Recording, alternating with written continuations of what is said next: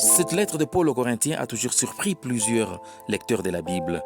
C'est une lettre qui a été écrite à une église qui était caractérisée par beaucoup de désordres, notamment des divisions, de l'immoralité. Mais lorsque vous la lisez, lorsque vous voyez comment est-ce que Paul a commencé cette introduction, dans 1 Corinthiens, le chapitre 1er, du premier verset jusqu'au 11e, il commence par leur montrer leur position.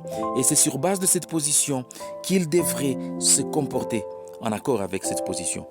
À partir du deuxième verset, vous voyez qu'il leur a dit qu'ils ont été purifiés en Jésus-Christ. C'est la position qu'ils ont en Jésus-Christ. Et au verset 4 verset 5, il leur montre qu'ils sont comblés dans tous les domaines. Et au verset 7, il leur montre d'ailleurs que rien ne leur manque. Et ils sont d'ailleurs en train d'attendre le retour de Jésus-Christ. Et lorsque vous lisez au verset 10, maintenant là, ce sont les pratiques. Voyant tous ce qu'ils sont devenus en Jésus-Christ, ils doivent maintenant vivre en harmonie. Ils ne doivent plus vivre dans des divisions.